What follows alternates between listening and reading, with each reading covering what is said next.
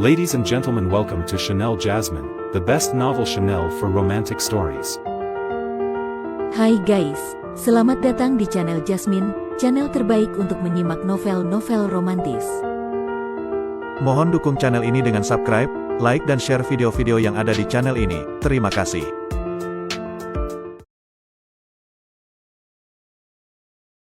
Kaisar Agung Seni Bela Diri bab 865.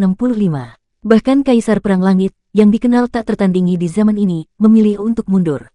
Hal ini semakin menanamkan ketakutan di hati para ahli dari berbagai kekuatan besar, menjadikan tanah pemakaman langit sebagai zona terlarang sepenuhnya. Pada saat yang sama, perhatian berbagai kekuatan perlahan beralih dari reruntuhan Dewa Iblis di tanah pemakaman langit ke masalah yang lebih mendesak, kehancuran Pavilion Tianlu dan tindakan Luo Xiu di altar reruntuhan Dewa Iblis. Dalam sekejap, Luo Xiu menjadi target perhatian utama semua kekuatan besar. Sekte abadi Tianyun telah lama lenyap, dan kematian orang tua Tianyun tidak lagi menjadi perhatian siapapun. Namun, di antara kaisar dewa yang dibunuh oleh Luo Xiu, ada satu yang berasal dari keluargamu. Hal ini bukan masalah kecil. Yang lebih penting lagi, setelah tetua keluargamu terbunuh, kapal perang emas ungu, harta peninggalan kaisar hukum abadi, jatuh ke tangan Luo Xiu.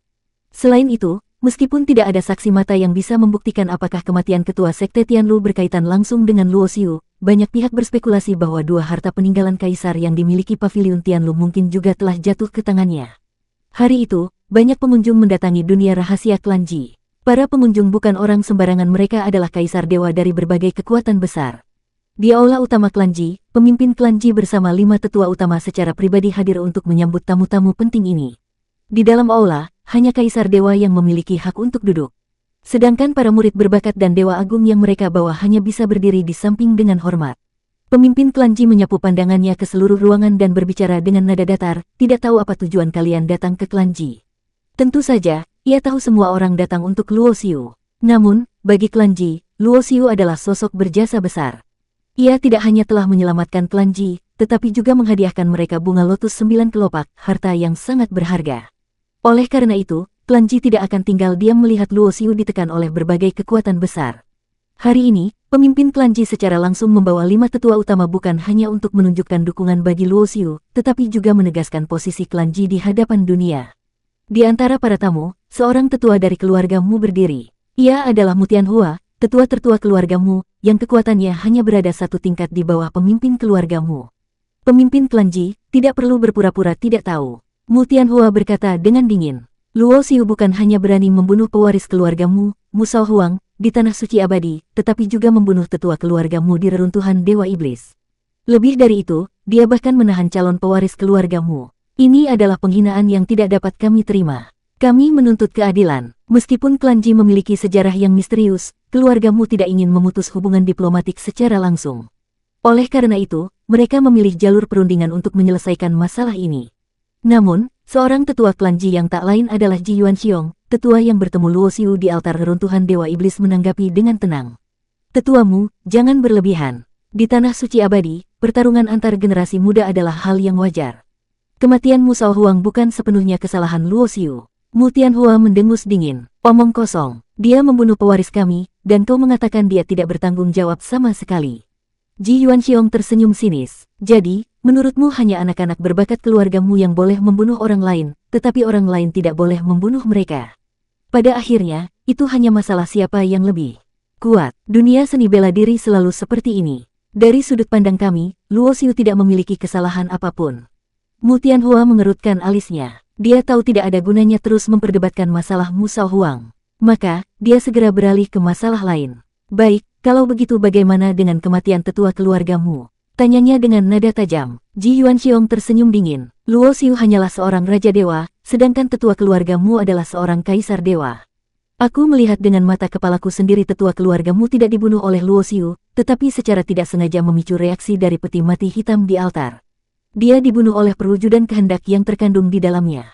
"Omong kosong. Aku melihat dengan mata kepala sendiri bahwa Luo Xiu yang membunuh tetua keluargamu." Tiba-tiba, seorang tetua dari keluarga Hong berdiri, wajahnya penuh amarah. Ji Yuanxiong tertawa sinis. "Omong kosong. Kau bilang kau melihatnya. Aku juga melihatnya dengan mata kepala sendiri. Apa yang kau lihat adalah benar, sedangkan yang kulihat adalah bohong. Lagi pula, kau pikir semua orang di sini bodoh. Seorang raja dewa membunuh seorang kaisar dewa. Itu adalah lelucon terbesar yang pernah kudengar. Tetua keluarga Hong gemetar karena marah, tidak menyangka klan Ji bisa begitu licik, membalikkan fakta dengan terang-terangan. Beberapa kaisar dewa lain yang hadir pun mengangguk setuju dengan Ji Yuanxiong. Benar juga, mana mungkin seorang raja dewa bisa membunuh seorang kaisar dewa. Tetua Hong, apakah kau sudah tua dan matamu kabur? Seseorang bahkan mengejek dengan nada sarkastik. Seorang raja dewa membunuh kaisar dewa. Ini adalah lelucon terbesar sepanjang hidupku. Klan Ji dengan tegas membela Luo Xiu, dan banyak kaisar dewa berpihak pada mereka. Karena di sepanjang sejarah, tidak ada yang pernah melihat seorang raja dewa membunuh kaisar dewa. Pada akhirnya, Ji Yuanxiong mengakhiri perdebatan dengan tindakan langsung. Baiklah, karena kita semua adalah sesama ahli, aku akan menunjukkan itikat baik. Setelah kematian tetua keluargamu, aku menjaga kapal perang emas ungu untuk sementara. Sekarang, aku akan mengembalikannya kepada keluargamu. Saat dia berbicara, dia mengangkat tangannya, dan sebuah kapal perang berukuran telapak tangan yang bersinar dengan cahaya ungu kemasan melayang di udara, bergerak ke arah Mu Tianhua. Bagi klan Ji, mereka tidak keberatan mengembalikan harta ini, karena mereka tahu perselisihan sebenarnya bukan tentang kapal perang emas ungu, tetapi tentang Luo Xiu. Setelah kejadian di Tanah Pemakaman Langit, Luo Xiu telah menjadi musuh besar banyak kekuatan besar. Namun, klan Ji sudah menunjukkan sikapnya dengan tegas mereka akan melindungi Luo Xiu. Tindakan klan Ji ini membuat banyak kaisar dewa yang hadir sedikit menyipitkan mata. Kapal perang emas ungu adalah harta peninggalan kaisar hukum abadi. Namun, alih-alih mengklaimnya untuk diri sendiri, klan Ji justru mengembalikannya ke keluargamu. Bahkan Mu Tianhua pun terkejut. Sebelumnya, dia sudah berdebat panjang demi mendapatkan kembali kapal perang emas ungu, karena baginya, ini adalah harta terpenting kedua bagi keluargamu setelah cakram langit 1000 hukum. Namun, pada kenyataannya, kapal ini adalah sesuatu yang telah diberikan Luo Xiu kepada klan Ji. Baik Luo Xiu maupun klan Ji saat ini masih dalam masa pertumbuhan, mereka butuh waktu untuk memperkuat diri dan tidak bisa terlalu mencolok. Karena itu, mereka memilih untuk menghindari menjadi target utama kekuatan besar untuk saat ini. Mu Tianhua sedikit terpana saat menerima kapal itu. Namun, sebelum dia bisa berkata lebih jauh, Luo Xiu tiba-tiba berdiri dan berbicara dengan tenang, "Tetuamu, saat itu aku menahan Mu Zixiao di reruntuhan Dewa Iblis karena keadaan yang tidak dapat dihindari. Sekarang, karena ini hanyalah kesalahpahaman, aku akan mengembalikannya kepada keluargamu." Dengan lambaian tangannya, Luo Xiu membebaskan Mu Zixiao, yang sebelumnya disegel dalam 18 bintang purba. Saat muncul di aula besar dan melihat banyak ahli puncak di sekelilingnya, Mu Zixiao tampak terkejut. "Tetua Agung." Mu Zixiao melirik ke arah Mu Tianhua, hendak berbicara, tetapi dihentikan dengan tatapan tajam.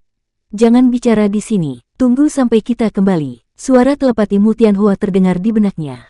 Pada saat itu, Mu Tianhua sudah menyadari bahwa klan Ji dan Luo Xiu telah memainkan langkah strategis yang cerdas. Dengan mengembalikan kapal perang emas ungu dan Mu Zixiao, keluargamu tidak lagi memiliki alasan untuk menyerang mereka. Jika keluargamu tetap mencoba mencari masalah, itu hanya akan membuat mereka terlihat memaksakan diri dan kehilangan legitimasi di mata dunia. Bagi klan Ji dan Luo Xiu, mengembalikan kapal itu bukanlah pengorbanan besar. Keluargamu mungkin menganggapnya sebagai harta klan, tetapi bagi Luo Xiu dan klan Ji, mereka memiliki senjata yang jauh lebih kuat daripada itu. Mu Tianhua menarik napas dalam-dalam, lalu membungkuk sedikit kepada pemimpin klan Ji dan para tetua. "Atas nama keluargamu, aku berterima kasih kepada klan Ji atas kemurahan hatinya." Setelah itu, dia duduk kembali. Dengan ini, perselisihan dengan keluargamu berakhir. Tetua keluarga Hong, yang masih berdiri, tampak marah luar biasa tetapi tidak bisa berkata apapun. Di saat ketegangan dengan keluargamu mereda, seorang pria lain berdiri. Tatapannya tertuju pada Luo Xiu. "Luo Xiu, 2 harta peninggalan kaisar dari Paviliun Tianlu ada di tanganmu. Kuharap kau bisa mengembalikannya." Orang ini adalah Huang Taiyu, pemimpin baru Paviliun Tianlu. Begitu dia berbicara, semua mata langsung tertuju pada Luo Xiu. Namun, Luo Xiu hanya mengangkat alisnya sedikit. "Huang Taiyu, apa maksudmu? Bagaimana mungkin 2 harta peninggalan kaisar dari Paviliun Tianlu berada padaku? Aku tidak pernah mengambilnya." Huang Taiyu tetap bersikeras. Ketua Sekte Paviliun Tianlu sebelumnya gugur di altar reruntuhan Dewa Iblis, namun, sebelum dia bisa menyelesaikan kalimatnya, Luo Xiu langsung menyela dengan nada tajam, "Meskipun Ketua Sekte Tianlu gugur di altar itu, aku tidak pernah melihat 2 harta peninggalan kaisar kalian." Sebenarnya, Luo Xiu memang memiliki kedua benda itu, pohon suci Tianlu dan Paviliun Tianlu. Namun, dia tidak berniat mengembalikannya. Sejak Paviliun Tianlu muncul dari tanah suci abadi, mereka telah mengejarnya tanpa henti. Luka lama ini tidak akan terlupakan hanya karena pemimpin sebelumnya telah mati.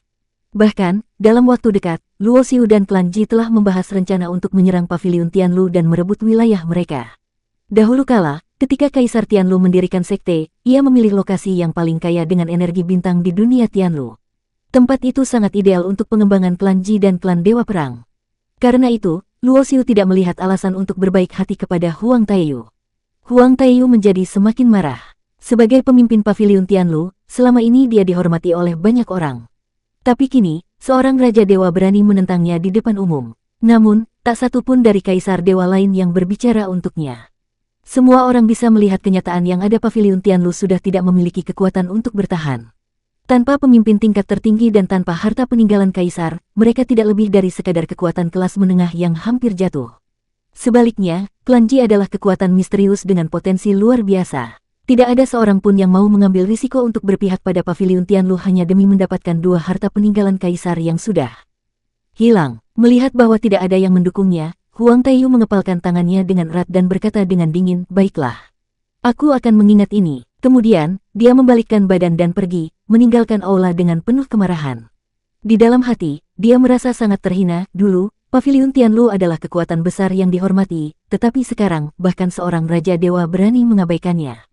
Para tamu yang hadir hanya bisa menyaksikan dengan diam. Mereka datang untuk melihat drama besar, tetapi klan Ji dengan mudah menangani semuanya baik menghadapi keluargamu maupun paviliun Tianlu. Setelah pertemuan ini, para kaisar dewa dari berbagai kekuatan besar mulai meninggalkan klan Ji. Tak ada seorang pun yang berani lagi mendekati reruntuhan Dewa Iblis di tanah pemakaman langit. Semua orang tahu bahwa tempat itu bukan untuk manusia biasa. Namun, klan Ji mulai bergerak.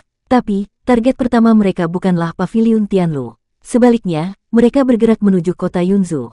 Alasannya sederhana karena keberadaan lembah Tianming. Luo Xiu telah menemukan jejak Kaisar Yuming di sana serta istana Tianming yang misterius. Tempat itu harus berada di bawah kendali Luo Xiu dan klan Ji. Bersambung.